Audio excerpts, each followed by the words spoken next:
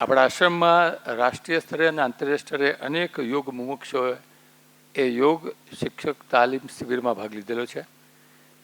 એવા એક આશ્રમમાં 3 મંદિરો જે વિદ્યમાન છે, વિશ્વનાથ મહાદેવ, અષ્ટલક્ષ્મી માતા આદિશક્તિ તેમજ હનુમાનજીનું મંદિર, અને વર્ષમાં હું એમ કહીશ કે લગભગ 200 ઉપરાંત દિવસ ઉત્સવ ઉજવવામાં આવે છે. એવા આશ્રમના અધ્યક્ષ પરમ પૂજ્ય સ્વામી પરમાત્માનંદજીને વિનંતી છે કે આપણે સૌનો જ્ઞાન પ્રસાદ દ્વારા જ્ઞાન વૃદ્ધિ કરે. ઓમ નમો બ્રહ્માદિભ્યો બ્રહ્મ વિદ્યા સંપ્રદાય કર્તૃભ્યો વંશ ઋષિભ્યો મહદ્ભ્યો નમો ગુરુભ્યઃ. સર્વોપપ્લવરહિતઃ પ્રજ્ઞાનઘનઃ પ્રત્યગર્થો બ્રહ્મૈવાહમસ્મિ. ઓમ શાંતિ શાંતિ શાંતિ. ઈશ્વરો ગુરુરાત્મેતિ મૂર્તિભેદ વિભાગિને વ્યોમવદ્વ્યાપ્તદેહાય દક્ષિણામૂર્તયે નમઃ. અજ્ઞાનતિમિરાન્ધસ્ય જ્ઞાનાંજનશલાકયા ચક્ષુરુન્મીલિतं येन તસ્મૈ શ્રીગુરવે નમઃ.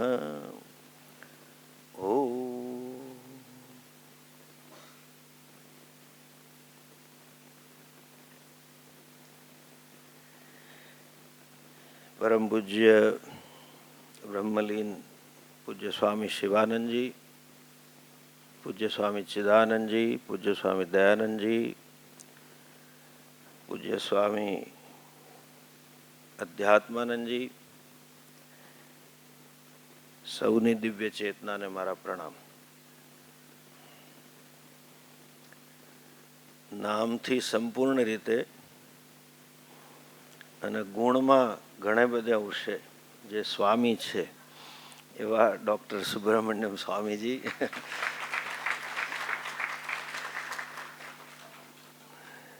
એવા જ બીજા વિદ્વત્વરીય વક્તા, આપણા ગુજરાત માટે સૌને પ્રિય એવા, અને જે કદાચ બ્યુરોક્રેટ્સમાં એક જ એવા છે કે જે હેવિંગ ક્રોસ ધ ફેન્સ, શાસનમાંથી સેવામાં, અને આટલા મોટા પાયે જેમના પર ભગવાન સોમનાથની કૃપા છે એવા આપણા શ્રી પ્રવીણભાઈ લહેરી સાહેબજી, એવા જ જ્ઞાનનું મૂર્ત સ્વરૂપ કહી શકાય. અને જેમ શંકરાચાર્યજી માટે એવો આક્ષેપ છે કે પ્રચ્છન્ન બૌદ્ધ હતા, એવા જવાહરલાલ નહેરુ યુનિવર્સિટીમાંના અમારા પ્રચ્છન્ન હિન્દુ જ્ઞાન સ્વરૂપ ડૉક્ટર શ્રી રામનાથજી ઝા સાહેબ, જેમની નીચે 68 PhD થયા છે. અને આપને એક સારા સમાચાર આપું કે મારા ઘણા બધા પ્રોજેક્ટમાંનો એક પ્રોજેક્ટ છે હવે કે યુજીસી દ્વારા એક હિન્દુ ધર્મ ઉપર MA થઈ શકાય એવો સિલેબસ જેની નેતૃત્વમાં બની રહ્યો છે એવા ડૉક્ટર ઝા સાહેબ, આશ્રમના સર્વે ટ્રસ્ટીઓ, આમંત્રિત મહેમાનો અને સર્વે ભાઈઓ બહેનો, આઝાદીના અમૃત મહોત્સવ નિમિત્તે એમ હતું કે એક બ્રેઇન સ્ટોર્મિંગ આપણે ઊભું કરીએ. આઝાદી મળી ત્યારે જે ઉત્સાહ હતો અને આઝાદીની વર્ષી વખતે ઉત્સાહ એનો 10% જોવામાં નથી આવતો, એક રજા જ લખવામાં આવે છે. શ્રી વાજપેયીજીની સરકાર વખતે મિલેનિયમ ટાઈમ પે એમણે લેખાજોખાનો એક રિપોર્ટ કઢાવડાયો હતો કે ક્યાં અચ્છા હુઆ, ક્યાં અચ્છા કરના બાકી है, જેને मैनेजमेंट की भाषा में कहे स्वॉट एनालिसिस. तो उसमें 3-4 बातें बड़ी नोंदनीय थी, वो टेबल भी किया गया था राज्यसभा में. तो सबसे पहली बात ये आई कि इतने अरबों खरबों रुपये हमने शिक्षा के लिए खर्चा किए, આપણા ડૉક્ટર કથિરિયા સાહેબ HRD મિનિસ્ટર હતા, એમને વખતે planned budget was 10,000 crores and unplanned was 10,000. That to centre budget. સ્ટેટના કેટલા પૈસા, અને 50-53 વર્ષમાં इतने सारे पैसे खर्चा किए, फिर भी जो राष्ट्र भावना थी आज़ादी के पहले, जो अभी अच्छा बताया प्रवीण भाई जी ने कि गांधी जी ने गांव-गांव में गांधी खड़ा किया, ये उनकी विशेषता थी. He did not do a project, he created a movement. That means everybody owned up कि I have to be a soldier to free the country. नेता के कहने से काम करने वाले मिल सकते हैं, लेकिन ये मेरा काम है, मेरा देश है, वो भावना खड़ी करी गांधी जी ने. उस टाइम पे कोई सोशल मीडिया नहीं था, न टीवी था, न टेलीविजन थे, न अखबार थे. फिर भी गांव-गांव में लोग देश के प्रति समर्पित हो गए. वो राष्ट्र भावना का सदंतर ह्रास हुआ है. वो सबसे पहला ऑब्जर्वेशन था. और दूसरा, इतने पैसे खर्चा करने के बाद भी जीवन मूल्य में ह्रास हो रहा है, मानवीय मूल्य चले गए. तो सोचा कि एक ऐसी क्यों ना संगोष्ठी करें, धीरे से बाद में उसको एक पुस्तक रूप से या छोटी पुस्तिका रूप में प्रकाशित करें. जैसे आज लहरी साहब ने बड़ी अच्छी तरह से गांधी जी को प्रस्तुत किया, तो समाज जाने कि क्या है और क्या थे गांधी जी. उसी प्रकार से उसी श्रेणी में मेरा विषय है आजाद भारतना धार्मिक અને સામાજિક પડકારો અને ઉપાયો, the challenges and the solutions for an independent India with reference to social and religion. अभी जो challenges है वो द्विविध है आज हमारे सामने. एक आंतरिक है, इंटरनल challenges, एंड दूसरी है एक्सटर्नल challenges. दोनों क्षेत्र में, सामाजिक क्षेत्र में भी वही है और धार्मिक क्षेत्र में भी वही है. वैसे तो दोनों चीज एक दूसरे से मिली जुली है, क्योंकि धर्म के ऊपर ही सामाजिकता अक्सर बनती है. अभी कई सारे परिवर्तन 21वीं सदी में पूरे विश्व में आए हैं. जैसे मैंने अगले महीने लायंस क्लब की जो मीटिंग थी, करीबन 80-90 लायंस क्लब में बताया था मैंने, आजकल फॉरेन पॉलिसी रही नहीं है. Economic policy is foreign policy. जो आइडियोलॉजिकल फॉरेन पॉलिसी थी, communist and democracy and dictatorship, वो है ही नहीं, सब खत्म हो गया. Economic policy governs the foreign policy. उसी तरह से आज युद्ध होते नहीं है. पहले जो युद्ध होते थे वो शासन के लिए होते थे, अपने साम्राज्य का विस्तार करना है, ज्यादा लोगों को अपने वश में लाना है, ज्यादा भूमि पे हमारा कब्जा लगाना है. अभी दो प्रकार के नए युद्ध शुरू हुए. एक आर्थिक युद्ध है, आज शब्द भी है आर्थिक साम्राज्य, शब्द आ गया इकोनॉमिक एम्पायर. पहले कभी नहीं था ऐसा. हमारे गुजराती अखबार में भी आता है, रिलायंस નું સામ્રાજ્ય આટલા કરોડનું થયું, અદાણીનું સામ્રાજ્ય આટલા કરોડનું થયું. किसी को रस नहीं है, भूमि में रस नहीं है. अमेरिका के पास क्या भारत के पास इतने शस्त्र है कि कभी कितने देश हम जीत सकते हैं, किसी को इंटरेस्ट नहीं है. आर्थिक युद्ध है. और दूसरे युद्ध है धार्मिक और सांस्कृतिक युद्ध है. आपको जान के बड़ा आश्चर्य होगा, 2000 की साल में यूनाइटेड नेशंस ने एक मिलेनियम पीस समिट रखी थी. यूनाइटेड नेशंस का उद्देश्य था विश्व में शांति स्थापना, पॉलिटिकल मीन्स. पता नहीं कैसे ऐसी प्रामाणिकता आई उनमें अक्सर होती नहीं है, वहां पे दिखावा ज्यादा होता है कि भैया हम जितने सक्सेसफुल होने चाहिए उतने नहीं हुए हैं, तो क्यों ना दूसरे से पूछे कि भाई विश्व शांति के लिए क्या किया जाए। तो उन्होंने देखा भी सभी धर्म तो ये बात कर रहे हैं, हम तो शांति का पैगाम लेके आए, तो क्यों ना विश्व के धर्माचार्यों को बुला जाए। तो उन्होंने ढूंढ ढूंढ के चुन चुन के पूरे विश्व के जितने धर्म संप्रदाय सबको बुलाया था। सबसे बड़ा कंटीजेंट अपना ही था, हिंदू का, 300 लोग थे। अगवानी अपने पूज्य स्वामी दयानंद जी नेतृत्व कर रहे थे। तो और उन्होंने पीस उस टाइम पे हार्वर्ड को एक स्टडी भी दिया था कि आप भी स्टडी करो कि अगली सदी में सबसे ज्यादा युद्ध अशांति किस कारण से फैली। तो हार्वर्ड ने पूरा स्टडी स्टैटिस्टिक्स सब रिपोर्ट दिया था कि वहाँ कभी कभी वहाँ अपनी पार्लियामेंट जैसा ही होता है, क्या दिया है क्या कहा है वो कोई पढ़ता नहीं है, मुझे जो कहना है मैं कहना है, बस वही बात है। तो किसी ने पढ़ा नहीं, सब अपनी अपनी चला रहे थे। जब स्वामी जी को कंक्लूजन में आया तब उन्होंने कहा कि perhaps I wish that all of you should have read that report and talked. Swami ji ने दो चीज बड़ी सुंदर कही कि रिपोर्ट में ऐसा लिखा था कि पूरी सदी में सबसे ज्यादा अशांति का कारण धर्म बना है। 60 to 70% of war were created by religious issues। तो ये एक नया समय है कि धार्मिक आक्रामकता है। There are religions which are aggressive।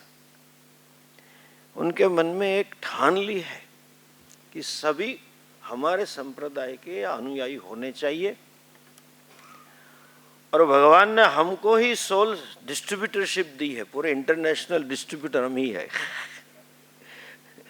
They claim उनमें जेना આપણે ગુજરાતી એમાં કેટલાય ફિરકા હોય ક્રિશ્ચનમાં, but Vatican writes on its site that we are the only salvific religion, rest are not, even though they are Christians। उसी में है वो अभी चैलेंज है हमारे लिए। उसके कारण क्यों है, हमारी स्थिति कैसी है। जैसे स्वामी दयानंद जी बहुत अच्छा दृष्टांत देते थे, दो प्रकार के पशु होते हैं जंगल में। एक ऐसा होता है कि जिनको अपना खाना ढूंढना है, सबको ढूंढना है, they have to find their food to survive.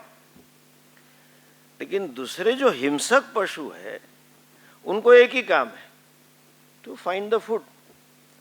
जो शाकाहारी है उसको दो काम है, to find the food and to save themselves from those files. अपने आप को उससे बचाना भी है, सिर्फ खाना ढूंढना नहीं है। हमारी स्थिति वो 2 नंबर जैसी है। हम दूसरे को किसी को खाने नहीं जाते, अपने में लाने नहीं जाते, अपने को बचाना है। ये आक्रमण चल रहा है, ये बाह्य है, और उसी के ऊपर सांस्कृतिक भी आक्रमण है।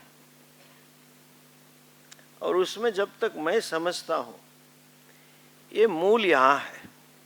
लोग बोलते रहते मैकेलो के बारे में, उसने पूरी शिक्षण व्यवस्था बिगाड़ दी, गुजराती में दाट वाળી દીધો, બરાબર છે, એણે કર્યું બરાબર છે, but then he has done a good thing also, because now you have to study these vidyas for your survival। जैसे जैसे साइंटिफिक रिसर्च हो गई, ऐसे ऐसे टेक्नोलॉजी आगे बढ़ी, तो उसके लिए ज्ञान चाहिए अपनी अर्थोपार्जन के लिए, तो जरूरी था। लेकिन एक दूसरी कहाँ समस्या है, देखो लोग कभी कभी सोचे बगैर दोष देते, और जैसे अभी लहरी साहब ने बताया, आजकल एक फैशन है निंदा करना, उसी से पब्लिसिटी खींचना, धर्म की भी करते हैं। भाषा का महत्व बढ़ा दिया उसने, एक ऐसा माइंडसेट खड़ा कर दिया कि जो अंग्रेजी जानता है वो ही विकासशील है, और जब अपनी मातृभाषा में बात करेगा वो बैकवर्ड है। अंग्रेजी सिर्फ नहीं, अंग्रेजों की आदतें, उनका पहनावा, उनकी जीवन शैली is a sign of progress, sign of reform, sign of development. एक दिमाग में घुसा दिया। यहाँ तक कि 80 की शुरुआत, दशक के 82, 83, 84 में पहली बार, तब तक तो मैं बाहर था गुजरात से, ऋषिकेश से आया मैं यहाँ, स्वामी जी ने कहा गुजराती में जाओ पढ़ाने। स्वामी जी उस कालखंड में पढ़े कि उनके समय में हिंदी थी ही नहीं तमिलनाडु। तो स्वामी जी अक्सर बोलते थे कभी कभी हिंदी आता है और कभी कभी नहीं आती है। Hindi is only language, this is a difference where the verb also has a gender. क्रियापद को भी लिंग है, वो दूसरी भाषा में नहीं है। गुजराती में छोकरो जाए छे, छोकरी जाए छे, लड़का जाता है, लड़की जाती है। जब तक नहीं पढ़ेंगे तो नहीं आएगा। तो हमारा सब पढ़ना अंग्रेजी में हुआ। 4 साल तक सब सोचना, पढ़ना, बातें कर, क्योंकि इंटरनेशनल स्टूडेंट से तो अंग्रेजी में ही चलता था। फिर जब यहाँ आए तो थॉट प्रोसेस भी अंग्रेजी चलने लगता है, तो गुजराती बोलने में तकलीफ होती थी, तो ज़्यादा अंग्रेजी बोलते थे।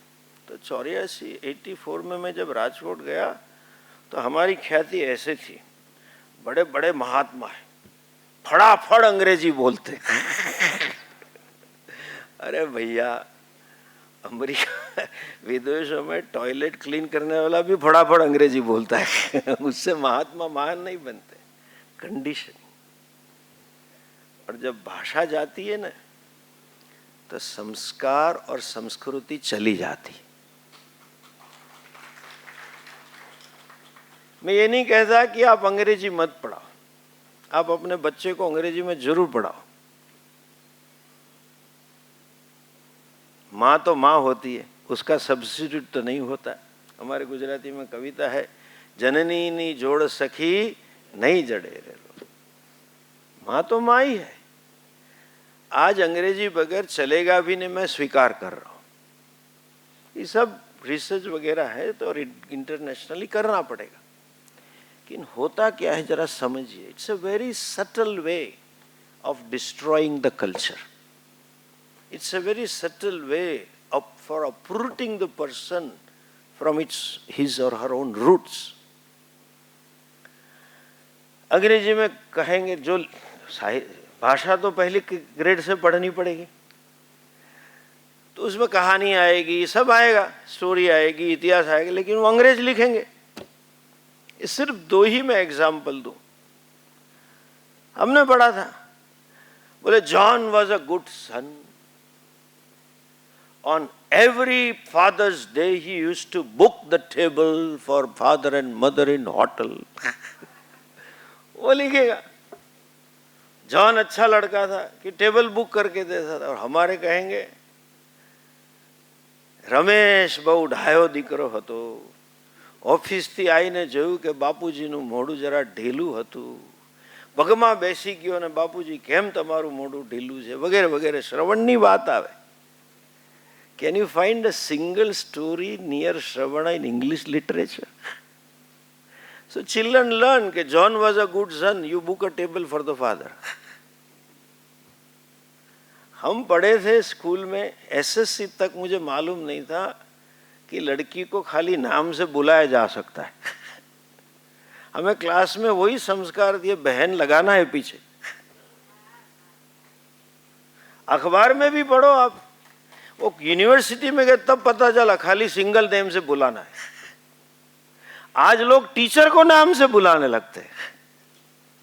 को स्टूडेंट तो छोड़ दो, और वो भी हमें भाई करके बुलाती थी, कभी नाम से नहीं बुलाया उन्होंने. हमारे वहां वो कहानी आती थी गुजरात न्यूज़पेपर में, शाणी बेन ने शकरा भाई. देयर इज अ भाई बहन. इवन दिस पंचतंत्र स्टोरी, कीड़ी बहन अने कबूतर भाई, कहानी आती थी. चींटी के पानी में बह रही थी, पिजन ने पत्ता डाल दिया, बचा लिया, और चींटी ने सोचा कि जी शिकारी बाण लगाना है, चींटी ने काट लिया तो बच गया, कबूतर भाई की रक्षा कर। अब कोई भी अपना लिटरेचर देखो, वो भाई आएगा। आजकल ये मॉडर्न मम्मी, जैसे लहरी साहब ने बताया, खिलौने से खेलने के कारण बच्चों को टीवी के सामने बिठा देती है, बोलती है बेटा कार्टून देख। बच्चा सोचता है पैदा हुआ तब से तो 2 कार्टून देख रहा हूं और कितने कार्टून देखने मुझे सामने ही है दोनों कार्टून। वो कार्टून क्या है, एक लड़की और 2 लड़के लड़की के लिए झगड़ा करो, वही cartoon film. Popeye the sailor क्या है? This a wrong message, they are giving wrong messages. This is the challenge कि हम अपने बच्चों को मातृभाषा से दूर करते गए। उपाय यही है कि अपनी मातृभाषा अपने बच्चों को सिखाओ, पढ़ना सिखाओ, बोलना सिर्फ नहीं। आजकल तो so called professionals, IT fellows, harmonium वाले, मॉडर्न बाजा पेटी वाला ये घर में भी इंग्लिश में बात करते हैं, और इंग्लिश मीडियम स्कूल वाले भी सिखाते नहीं अंग्रेजी में बोलो। उससे होता क्या है कि बच्चे, मैंने देखा है 4वीं 5वीं कक्षा तक भाषा समझते नहीं है, सब कंठस्थ करके बड़बड़ बड़बड़ बोल जाते हैं, भाव नहीं आता। आतिथ्य की बात करें तो कहानी में लिखेंगे John called Martha, can I see you on Sunday? पूछना पड़ता है। And Martha said yes you can come, I am free between 9 and 9:30। તમે ઝવેરચંદ મેઘાણીની સૌરાષ્ટ્રની રસધાર વાંચો કે કોઈ પણ લેખકની કવિ વાંચો, આતિથ્ય એટલે ફલાણા આવવાના હતા, ઢોળિયા ઢોળ્યા, રસોઈ બનાવીને આખો ઉત્સવ 2 પાના એવું ચગાવે કે તમને અતિથિ કોણ કહેવાય ખબર પડે, કેમ ભાવ આવે. So first challenge today is मातृभाषा हमें सिखानी चाहिए.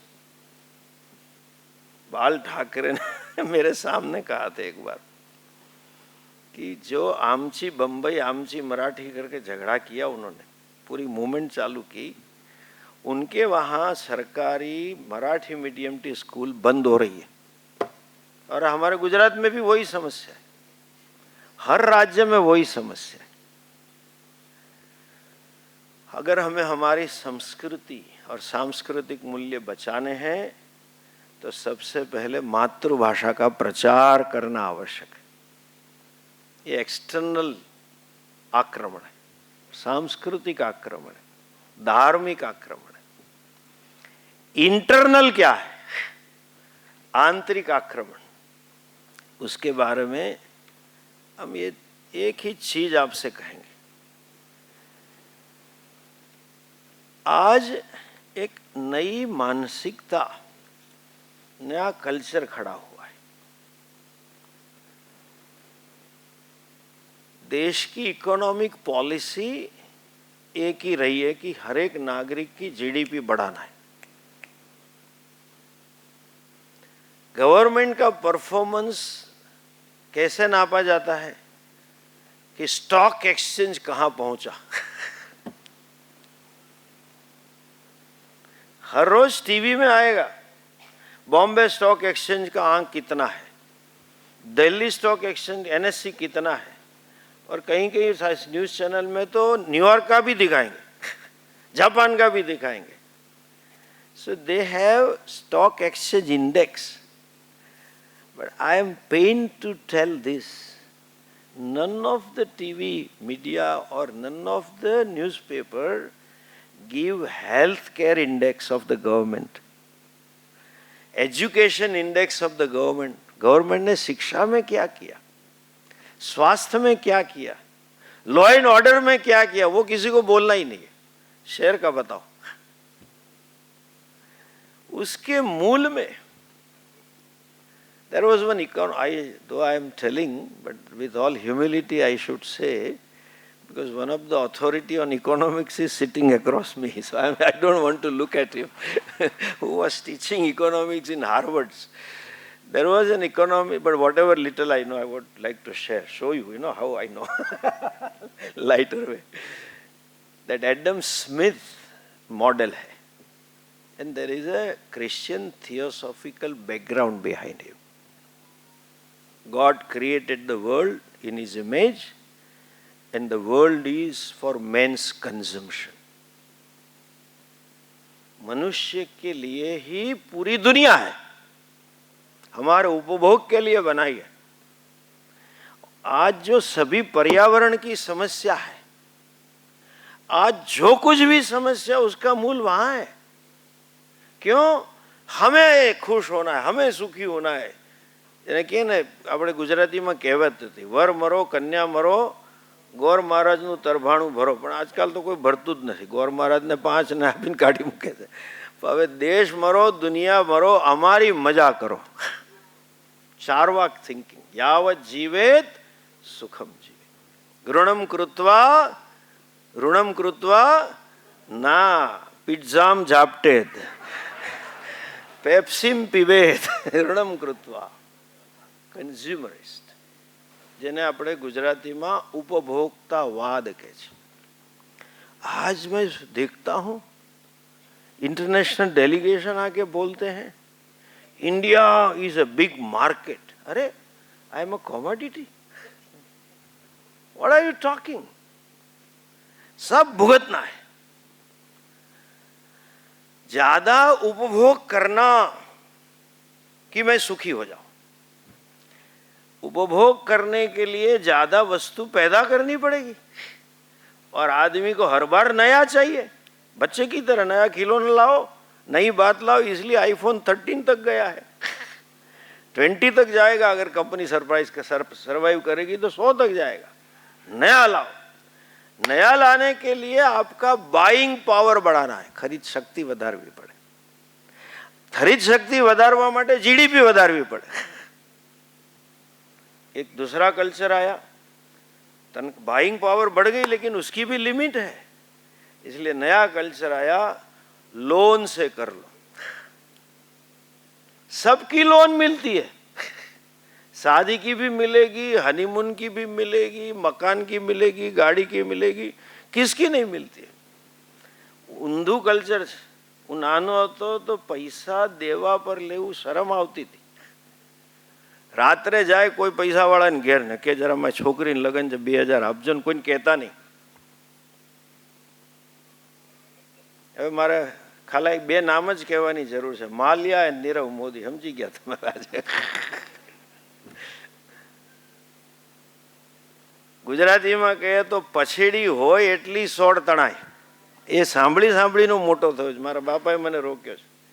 અને હવે 16 તાણી લ્યો, પછેડી ગોતી કાઢશું. મળે કે ના મળે, આપણે આપ મુએ ડૂબ ગઈ દુનિયા. that means what? आज सिर्फ 2 ही पुरुषार्थ है, अर्थ और काम. और विशेषतः काम ही पुरुषार्थ है. अर्थोपार्जन किए बगैर मिलता है तो चलो कैसीनो, उसमें कल्चर आया. पुरुषार्थ करना ही नहीं है. हमारी महानता ये थी, दूसरे 2 पुरुषार्थ को ही पुरुषार्थ कहा है.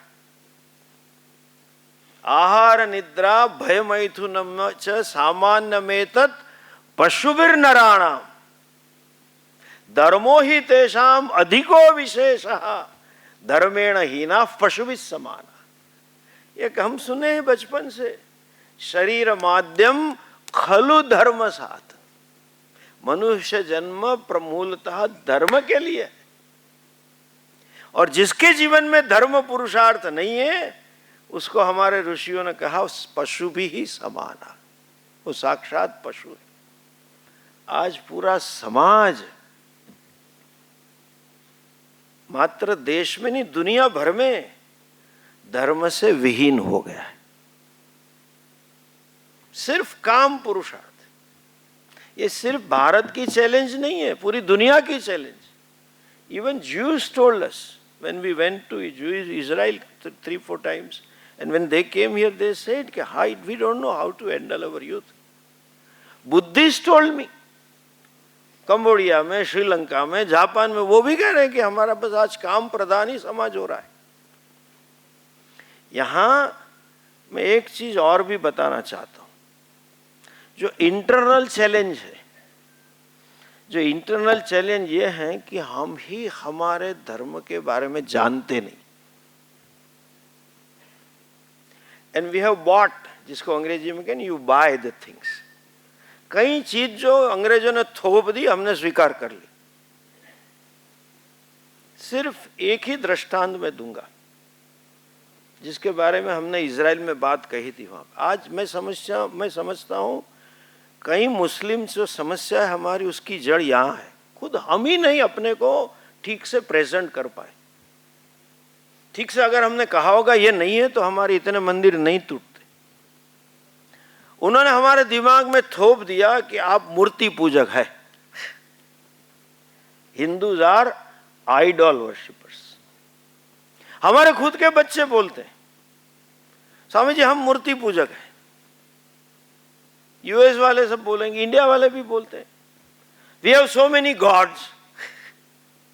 दे थोप दिया, मान लिया।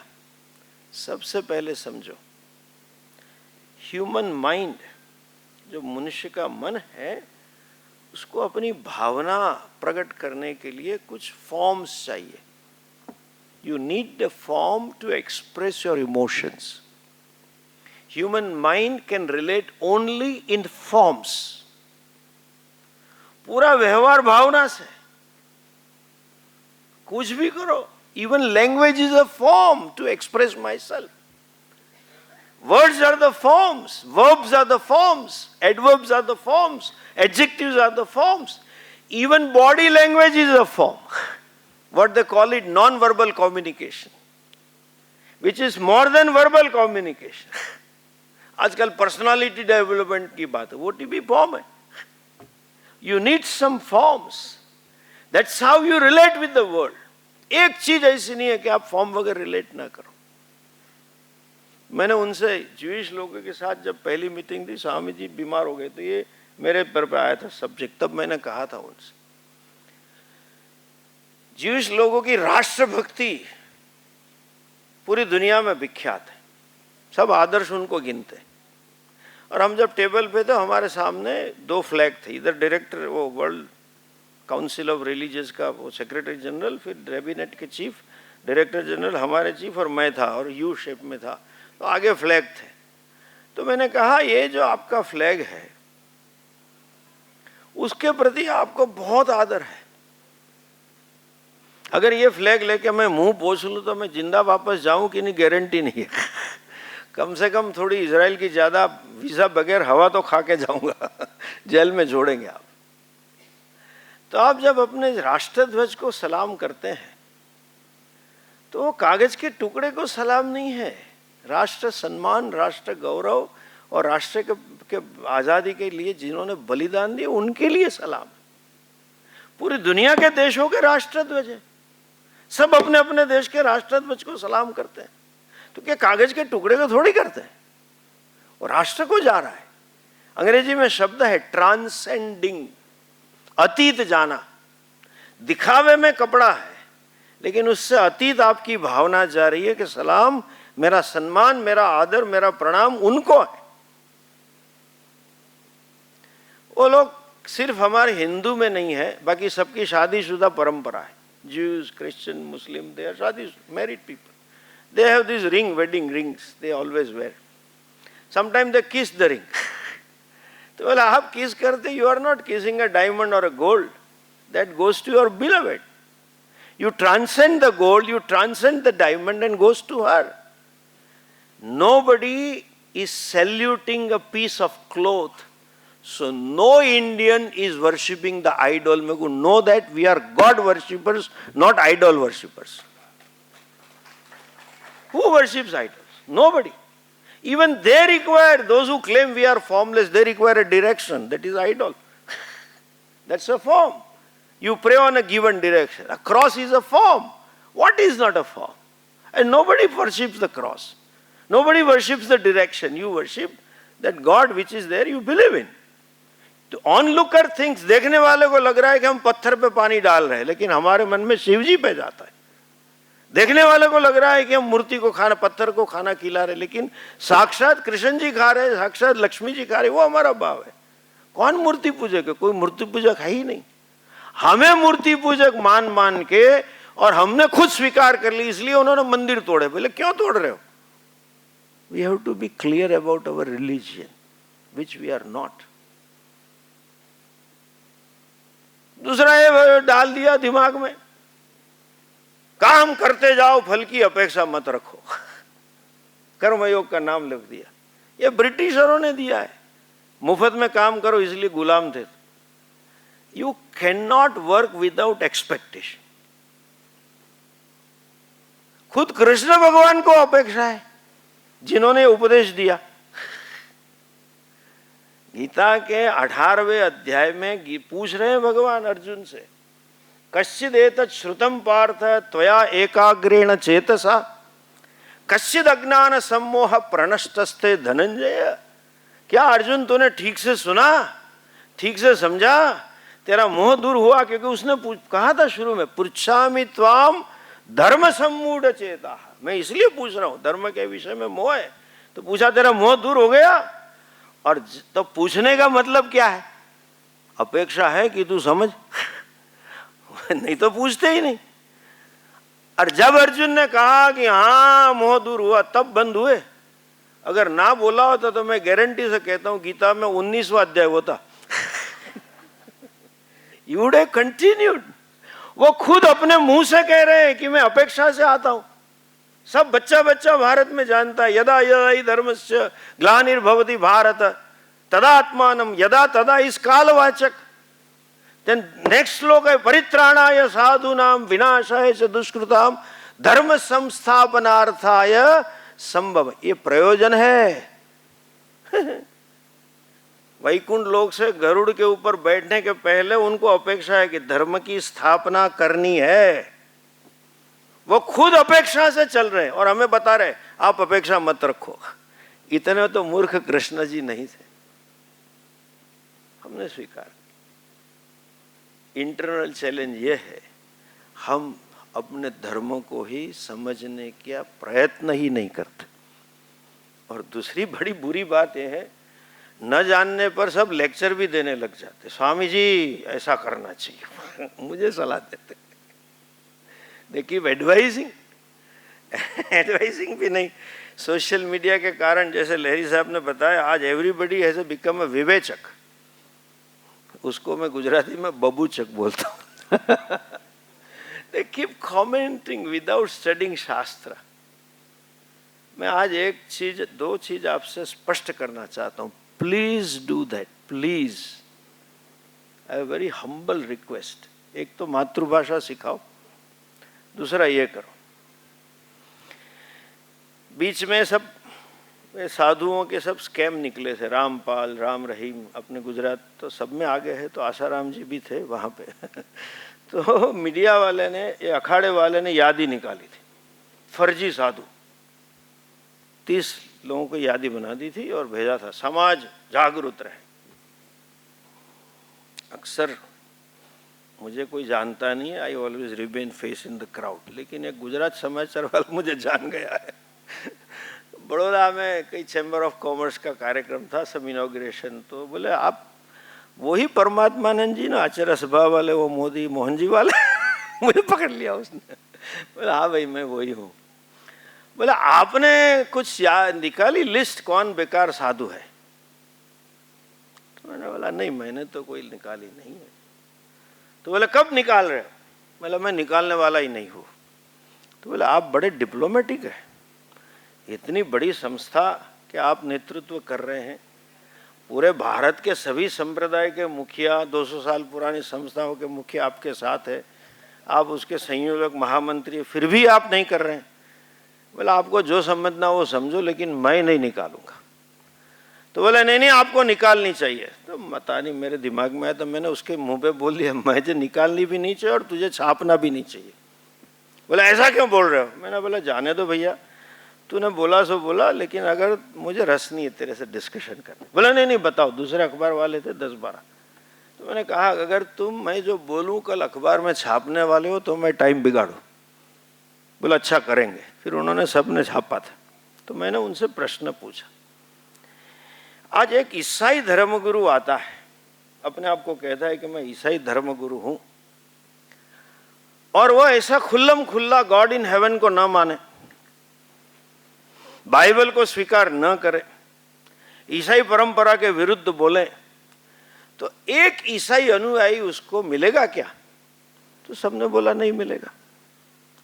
एक अपने आप को एक धर्मगुरु निकल रहा है, मैं मुस्लिम धर्मगुरु हूं,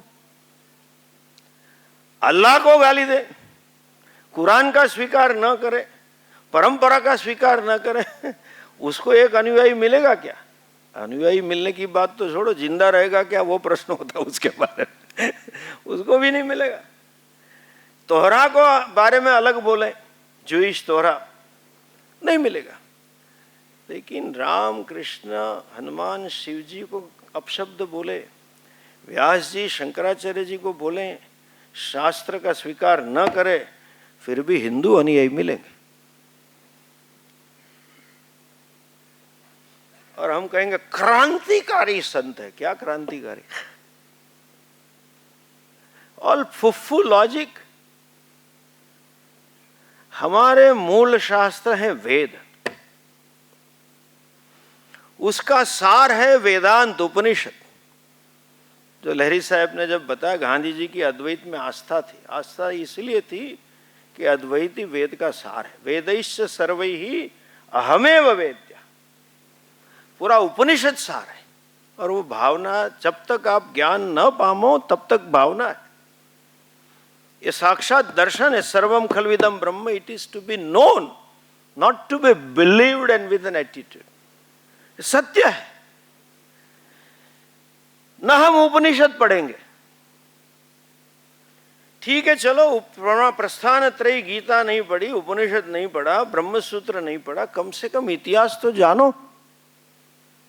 रामायण महाभारत इतिहास है हमारा, कथा नहीं है भैया। ये भूमि है, इतना पवित्र देश है जहां साक्षात भगवान के श्री चरण हुए थे। मेरे पास 300-400 साल के हिस्टोरिकल एविडेंस है। जब राम सेतु का हमने काम किया, डॉक्टर स्वामी जी हमारे वकील थे सुप्रीम कोर्ट में, पूज्य स्वामी जी की आज्ञा से उन्होंने सेवा की थी तब। तो है, न मूल रामायण पढ़ेंगे, न मूल महाभारत पढ़ेंगे, न पुराण पढ़ेंगे। गुजराती में सौराष्ट्र में क्या पोताना घरनी धोराजी हलावे। और आज हमने, कितनी बड़ी विडंबना है हमारे लिए, सिर्फ आसन प्राणायाम और सेवा को ही हिंदू धर्म बना लिया है। ध्यान धारणा, कुछ ध्यान ही है, कुछ क्या ध्यान करते पता नहीं। यह सबसे बड़ी आंतरिक चैलेंज है कि हमारे मूल, जिसको हम हिंदू कहते हैं, हिंदू के ग्रंथ को ही नहीं जानता। तो कोई एरा गेरा आके कुछ भी बता देता है, सुन लेता है। आज कितने कथाकार कुछ न कुछ बोलते हैं और लोग कहते हैं रामायण में कहा। भैया एक पूछो तो सही भैया, रामायण में कहां लिखा है, भागवत जी में कहां ऐसा लिखा है, और उसका तात्पर्य निश्चय करो। हम नहीं करते। ये हमारी आंतरिक चैलेंज है। कभी मूल ग्रंथ पढ़ते नहीं है, न हम अपनी परंपरा को जानते हैं। गुरु शिष्य परंपरा से पढ़ा हुआ आदमी चाहिए। आजकल जैसे ज्योतिर्लिंग 12 है, ऐसे स्वयंभू बहुत निकल आए गुरु। अक्सर मुझे लोग पूछते हैं कौन अच्छे गुरु को कैसे पहचाने। ऐसे तो बहुत व्याख्या है, लेकिन एक तो करो, जो आदमी अपने आप को फलां का शिष्य कहने में गौरव अनुभव करे, वही गुरु कहने के लायक। आज इतने गुरुदेव निकल पड़े हैं कि उनका गुरु कौन था उनको कहना ही नहीं है। मूल शास्त्र नहीं कहते। आज इतनी योग वाले हैं, मुझे बड़ा दुख है। वर्ल्ड योगा डे करवाने में मेरी अहम भूमिका रही है। आचार्य सभा ने बड़ा रोल प्ले किया। हम ही गए थे, 2009 से काम कर रहे थे, मनमोहन जी के पास भी गए थे, लेकिन वो तो उन्होंने मौनी बाबा थे तो कुछ करते नहीं थे। हम जानते थे, फिर भी गए थे। आवेदन दे के आए थे कि करना है। राम सेतु के लिए भी गए थे और हमने मुंह पे बोल दिया था कि आपके नवे गुरु ने कहा है, मैंने उनको मुंह पे बोला था कि जो राम को मानता नहीं है वो सच्चा सिख कहने के लायक है। मतलब कम से कम सिख तो बनो। ऐसा नहीं बोला, बाकी का कह दिया मैंने। ये आज मुझे दुख है, योग वाले कोई पतंजलि ऋषि की बात ही नहीं करेगा। योग आया कहां से? आज अपने पास आखिरी ग्रंथ है, ये पतंजलि है। जैसे मैं गीता की बात करूं लेकिन कृष्ण की भगवत गीता ना बोलूं, अपनी गीता चलाऊं, तो कैसे चलेगा? हम शास्त्र विमुख हो गए। आज लोगों को उपनिषद मालूम नहीं है। 10-12 साल पहले स्वामी जी राजकोट आए थे, तो एक बड़ा leading urologist and cardiac surgeon doctor association का था, उन्होंने इंट्रोडक्शन किया। Swami ji is a great scholar in उपन्यास। अरे इडियट, उपनिषद यार। उपन्यास का अर्थ अलग है, उपनिषद शब्द मालूम नहीं है। और इतना मालूम है ईशावास्य एक उपनिषद मालूम है, कुछ मालूम नहीं, पढ़ते नहीं है। हमारी परंपरा विद्या की है। एक ऋषि का चित्र आपको ऐसा नहीं मिलेगा जिसके सामने 10 विद्यार्थी ना बैठो और दंड लेके पढ़ा न रहे। गुरु शिष्य परंपरा से शास्त्र पढ़ना है, ये हमारी दूसरी चैलेंज है। हम पढ़ने से विमुख हो गए। और जरा आगे कहूं तो सी अंडरस्टैंड लास्ट मेन पॉइंट, धर्म की व्याख्या समझो। 2 अलग पुरुषार्थ। धर्म पुरुषार्थ जो मैंने कहा, धर्म का अर्थ आस्था विशेष नहीं है जो अक्सर हम मानते। अक्सर लोग मुझे पूछते हैं, फ्लाइट में लोगों के पास टाइम रहता है, तो टाइम पास करने के लिए स्वामी जरा गुड मीन्स आगे पूछेंगे, Swami ji which religion do you follow? मैं जवाब ही नहीं देता। कौन सा धर्म है, मैं जवाब नहीं दूंगा। और अक्सर if I am coming to Gujarat, तो सबसे पहले वो ऑप्शनल शुरू करेंगे। स्वामीनारायण, स्वामीनारायण, एक टीवी में पीछे से हंसी आती है ना, ऐसे वो करे प्रॉम्प्टिंग, हाँ बोलो Swaminarayan. I would just stare, मैं शांति से देखूंगा। जरा कुछ अंग्रेजी होगा तो घड़ी बड़ी है तो बोला इसको नाइट, हरे कृष्ण नाइट। 10 ऑप्शन देगा, उसमें एक रजनीश भी बोलेगा। बोला गाली क्यों दे रहा है यार, मेरे मन में आता है। जब सब ऑप्शन का जवाब नहीं मिलेंगे फिर पूछेगा हिंदू। धर्म का अर्थ आस्था विशेष नहीं है। धर्म इज एन इंडिपेंडेंट पुरुषार्थ फॉर हिंदूज। धर्म मीन्स कर्तव्य विशेष, ड्यूटी જેને અંગ્રેજીમાં, ફરજ જેને ગુજરાતી। દેશનું નામ હતું ધર્મક્ષેત્રે કુરુક્ષેત્ર। ભારતીય સંસ્કૃતિ, ભારતીય ધર્મ, ભારતીય સમાજ ફરજ પ્રધાન છે, એટલે ધર્મ પ્રધાન કહો। અને આજે આપણે એ અર્થમાં શબ્દ વાપરીએ છીએ ગુજરાતી। પડોશીને ઘેર પ્રસંગ હોય ને આપણે બહુ મદદ કરી હોય અને પેલો આભાર માનવા આવે ત્યારે કહીએ એમાં શું, પડોશી તરીકે અમારો ધર્મ છે। यहाँ कई आस्था विशेष आई। लोग आज घनी बार एकला मारी पास अकेले आते हैं प्रवचन में, पुरुष शाम के लेक्चर में महिला को रसोई बनानी होती है, कभी पत्नी को लेके आते हैं तो बोलते हैं स्वामी जी धर्म पत्नी को लेके आया हूं। वहां कौन सी आस्था विशेष है? हो सकती है। एक आदमी मेरा एक स्टूडेंट मुझे अक्सर कहता है कि स्वामी जी आपकी शिक्षा सब जगह ठीक है। अपने गुजराती में कहना राम राखे एम रहिए, जैसे राम जी रखते हैं ऐसे रहना चाहिए। बोले ये घर के बाहर, अंदर तो सीता राखे एम रहिए तो शांति था। वो आस्था विशेष नहीं है, कर्तव्य विशेष है। वाजपेयी जी भी कह गए थे राजधर्म, आस्था विशेष नहीं है। हमारा कर्तव्य जीवन में प्रदान होना चाहिए। We were duty-based society, culture. Today we have right-based culture, right-based society, And when every member of the society demands rights and rights, there will be nothing but fights and fights. That's a problem. You have to give in. That's a success of married life. धर्मनो पहलो अर्थ है कर्तव्य. That is what we are taught. जैसे मैंने कहा, आप मूल ग्रंथ खोलते ही नहीं.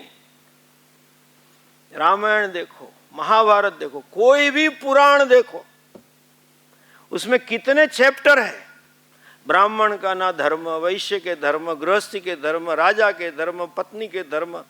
धर्म मीन्स कर्तव्य, आस्था विशेष नहीं. और बड़ी दुख की बात मैं कह रहा हूं, आज धर्मगुरु भी कर्तव्य नहीं पढ़ाते, आस्था पढ़ा के दक्षिणा लेके चले जाते. धर्म मीन्स कर्तव्य. And living A life of duty is not an and in itself. मोक्ष इज साध्य, अल्टीमेट पुरुषार्थ. अर्थ, काम, धर्म एंड मोक्ष. बट देन बेसिस इज धर्म, देयरफॉर धर्म अर्थ काम. व्यास जी ने कहा धर्माद अर्थश्च कामश्च. धर्म से है अर्थ काम. उसमें भी नीति चाहिए, उसमें भी वैल्यूज चाहिए. अर्थ काम करो, हम अर्थ काम के विरोधी नहीं है कि धर्म से करना है. और मोक्ष पुरुषार्थ वेद ने नहीं दिया है. मोक्ष का अर्थ इतना ही है, जो आपको चाहिए वो ही मोक्ष है. What you want. जैसे स्वामी दयानंद जी बड़ा अच्छा शब्द यूज करते थे. Anybody having a head over a shoulder, there may not be some grey matter in the head or less or more, but एक चीज सबको चाहिए और एक चीज किसी को नहीं चाहिए, जिसको संस्कृत में कहते हैं अणु मात्रम दुखम में माभूत. आटलू ही दुख मने न था. निरतिशयम सुखम में अभूत. मुझे पूर्ण सुख की प्राप्ति हो, ये मूलभूत इच्छा है. अर्थ काम भी इसी के लिए है, धर्म भी इसी के लिए है. आप जरा थोड़ी, हम अभी क्लास लगाएं 1-2 मिनट की. किसके लिए हम जी रहे हैं? जो उपनिषद का वाक्य है, यदा ह्येवैष आकाश आनंदो न स्यात् को ह्येवान्यात् कः प्राण्यात्. एक ही चीज चाहिए. बचपन में हमें खिलौने चाहिए थे. किसके लिए जरा बताओ? दुखी होने के लिए या सुखी होने के लिए? जरा बोलिए. सुखी होने के लिए, बराबर. थोड़े बड़े हो गए, बाहर खेलना था गली में, दुखी होने के लिए या सुखी होने के लिए? जरा बोलो. अभी चाय मिलेगी 2 मिनट में. चलो अब मैं खत्म कर रहा हूं. खिलौने किस लिए चाहिए थे? सुखी होने या दुखी होने? अच्छा. और बड़े हुए मित्र चाहिए थे, सुखी होने या दुखी होने? कॉलेज में गए, फुसफुस लगाना है, कपड़े अच्छे लगाना है, सुखी होने के लिए, दुखी होने के लिए? जोर से बोलो यार.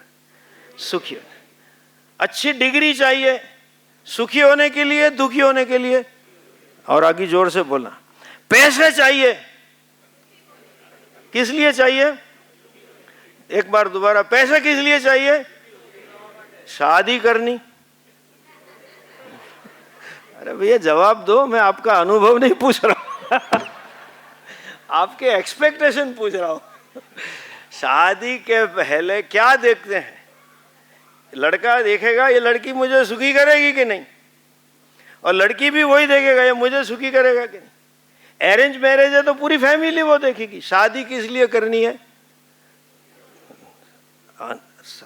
Expectations can go wrong. कर्मण्येवाधिकार. और आगे सुनो. डिवोर्स भी किस लिए चाहिए? सुखी होने के. जो डिवोर्स लेते वो हमारे पास आते, हाँ स्वामी जी शांति हो गई, गया, आज पेपर आ गया. इवन सुसाइड क्यों करना है? दुख से छूटना है. कोई सुखी आदमी नहीं सोचता बस स्वामी जी सुसाइड करने का मन हो रहा है. क्यों? बहुत सुखी हो गया. निरतिशय सुख चाहिए, उसी का नाम है मोक्ष. और मैं गौरव से कह रहा हूं, इमोशन से नहीं, सोच समझ के कह रहा हूं, अपने ज्ञान से कह रहा हूं, एक ही शास्त्र है हमारा, हमें गौरव होना चाहिए। सिर्फ हमारे वेद कहते हैं वो निरतिश सुख के लिए कहीं नहीं जाना है, तू ही सुख स्वरूप है। बाकी सब बोलेंगे जाओ ऊपर। हमारे भी कई संप्रदाय हैं जिसको हमारे गुरुजी कहते थे टूरिज्म प्रमोशंस। आप जैसे हो, जहां हो, फिर भी सुख स्वरूप हो। भगवान ने यहां तक कह दिया, अपि चेदसि पापेभ्य सर्वेभ्य पाप कृतमः सर्वम ज्ञान प्लवे नैव वृजिनम समतरिष्यति। इसी का नाम मोक्ष है।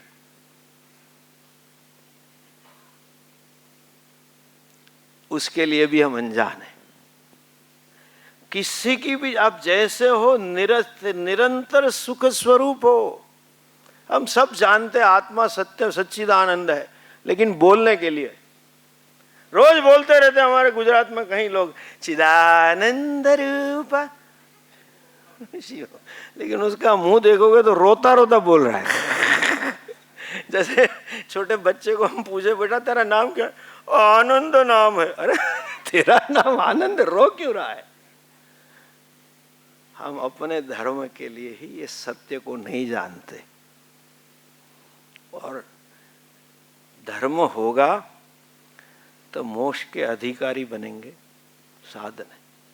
धर्म होगा तो ईश्वर की कृपा के अधिकारी बनेंगे। जरा सोचिए, मैं एक स्टेटमेंट देता हूं, आपको बड़ा दुख होगा। देवता और दानव में कोई भेद नहीं है। एक दृष्टि से राक्षस और देवता समान है, साध्य की दृष्टि से। दोनों को स्वर्ग चाहिए, उसके लिए तो झगड़ते हैं। सबको प्राइम मिनिस्टर बनना है, राहुल को भी बनना है, तो सब कुर्सी के लिए झगड़ रहे हैं। लायक है कि नहीं, लड़ना है। दोनों को राष्ट्र चाहिए, सत्ता चाहिए, भोग चाहिए। फिर भी हमेशा भगवान देवताओं के पक्ष में रहते हैं। और वही भगवान कहते हैं, न मे द्वेष्योस्ति, मुझे किसी के प्रति राग नहीं है, किसी के प्रति द्वेष नहीं है, सब समान है। फिर भी क्यों है? क्योंकि देवता क्यों पूज्य है?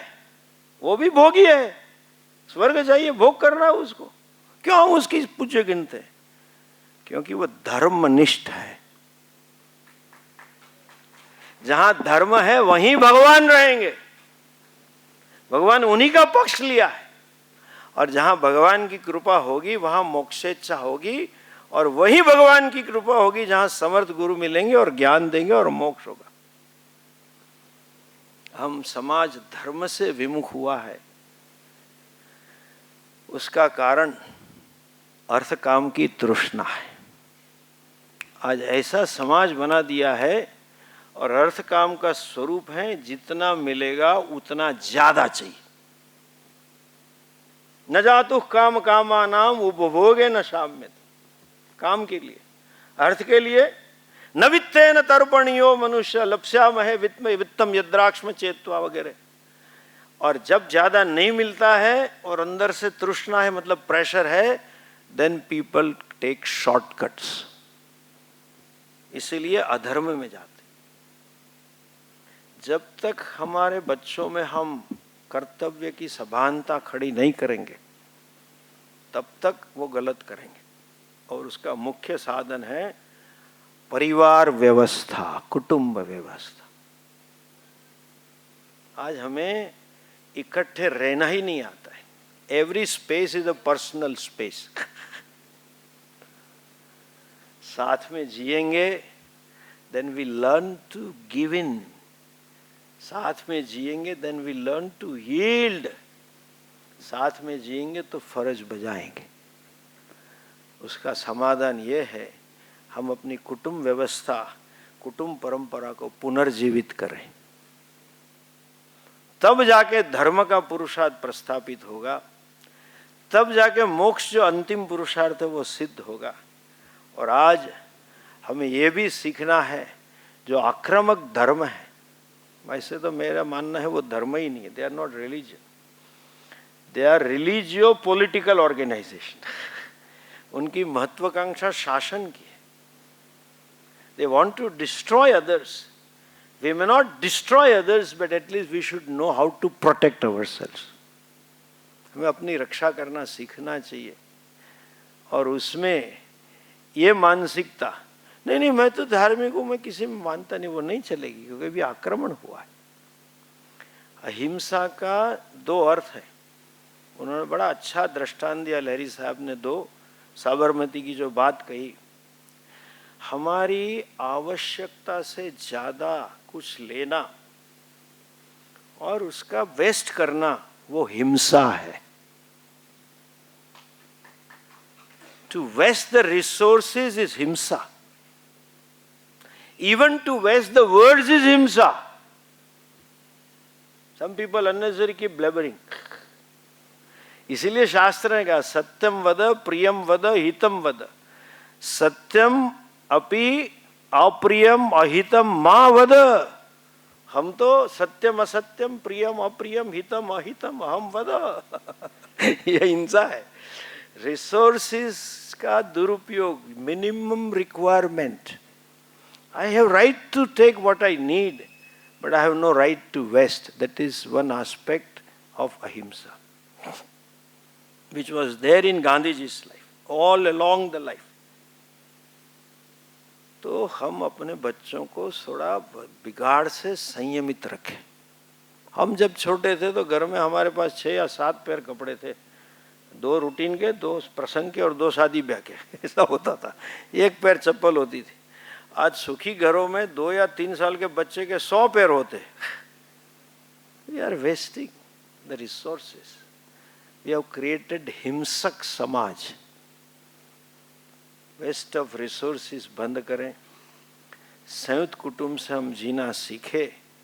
और अपने पुरखों ने हजारों सालों से जो परंपरा दी है, आज मैं समझता हूँ विश्व में सब अपनी अपनी बात कर रहे हैं. सर्व समावेशी एक ही धर्म है, वो हमारा हिंदू है.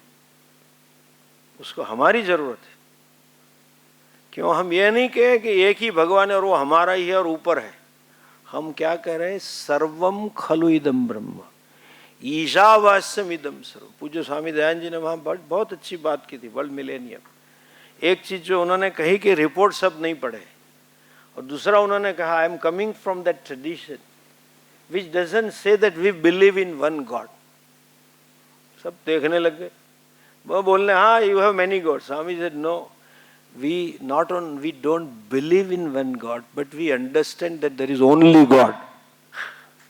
There is only God. ईश्वर के सिवा कुछ नहीं है. इसीलिए हमारे लिए जगत भोग्य नहीं है, जगत पूज्य है. ये हिंदू दृष्टि है. आज कंज्यूमरिज्म में भारत को बना लिया एक बड़ा मार्केट है. अरे I am not a commodity. हमारे लिए जगत, जब तक आप ये सत्य को आत्मसात न करें तब तक ये भावना से जी. इसलिए हमें सबकी पूजा कराना सिखाते हैं. समुद्र की पूजा, नदी की पूजा, पर्वत की पूजा, गाय की पूजा, चूहे की पूजा, सांप की पूजा किसी की नहीं कर रहे, क्योंकि यह सत्य है. ईशावास्यम इदम. अपना गुजराती में मेहताजी कही गयो. मैंने एम के लहरी साहब ये लाइन कह सके, हमने बीजी कही. अखिल ब्रह्मांड में तो आगे बोलो तो जूझवे रूपे अनंत. छेल्लो शब्द फरी बोलो तो जूझवे रूपे अनंत बने नहीं. Understand the difference. Please listen. भाषे you appear as many, you don't become many. अंते तो हेमनु हेम हो. दैट इज कॉल्ड ईशावास. जीवन में पवित्रतानी दृष्टि आवे. कुटुंब भावनाથી આપ જીવતા શીખો અને બાળકોને કર્તવ્યપરાયણ બનાવો. આ બધા મોડર્ન મા બાપ આપણે શું સ્વામીજી એ બે સુખી થાય એટલે બહુ એટલે ડફોડ દંડો મારીને કે તારે અમને સુખી કરવાના છે. અમે આખી જિંદગી તારા સુખ માટે જીવ્યા. આખું કુટુંબ તારા સુખ માટે જીવ્યું. તારા દાદા, તારી બા, તારા કાકા, તારા મામા, તારી ફોઈ બધાય તને સુખી કરવા જીવ્યા. હવે હેનો તું તારે એકલાને વિચાર કરે. સર્વે ભવંતુ સુખીના. એ ભાવના એને સંસ્કાર આપો તો હું માનું છું કે બીજા પડકારો અને બીજા આવા આક્રમણો જે સ્વામીજી કોઈ ઈશ્વર પવિત્રતાની દ્રષ્ટિ દુનિયામાં આપણે લાવવા સફળ થઈશું. આ દ્રષ્ટિથી ભારત વિશ્વગુરુ બનશે. આર્થિક વૃદ્ધિથી નહીં બને, નહીં તો અમેરિકા કીધું છે વિશ્વગુરુ.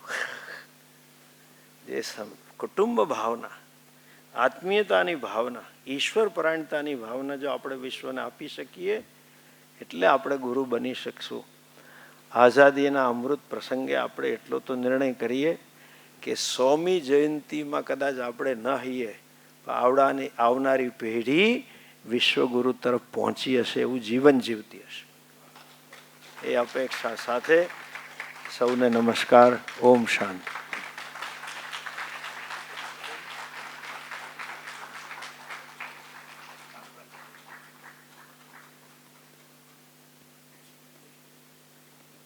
આપણી વચ્ચે પરમ પૂજ્ય સ્વામી નિત્ય સુદાનંદજી જે ગીતાના ઉપાસક છે, સાથે સાથે વિદ્યાર્થીઓનો પણ બહુ સરસ કામ કરે છે.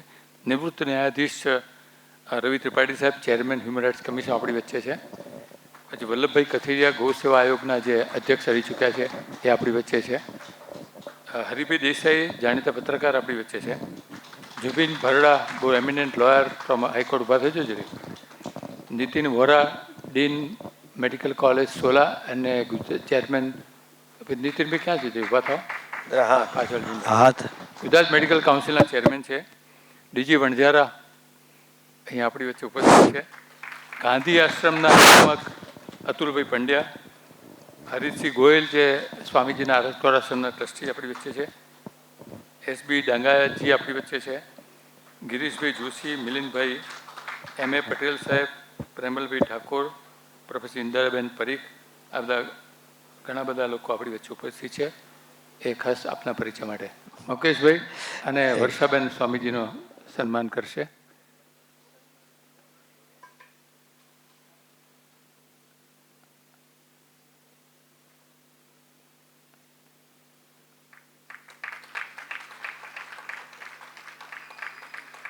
આપણે જે જ્ઞાન પ્રસાદ પીરસે છે એનું સન્માન છે ખાસ તો.